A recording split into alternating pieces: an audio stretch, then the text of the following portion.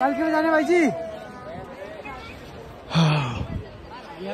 যে সেই পাথর মহাদেবকে যেটা নন্দী রূপে গাড় দিয়েছিল 2013 মেঘ, আকাশ থেকে যখন মেঘ ফেটে জল পড়েছিল ঠিক এইখানটায় মন্দাকিনী নদী দিয়ে, ওইখান থেকে এসেছিল, এসে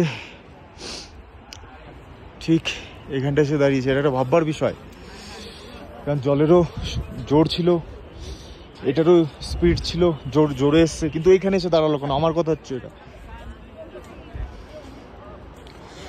এটাকেই তো বলে লীলা খেলা। উফ কি ঠান্ডা, উফ উফ, হাত জমে গেল। জয় শ্রী কেদার, জয় শ্রী কেদার, জয় শ্রী কেদার, জয় নন্দী। হবে কোনো শিবের একটা কোনো রক্ষাদার যে এসে ভোলে বাবাকে রক্ষা করেছে।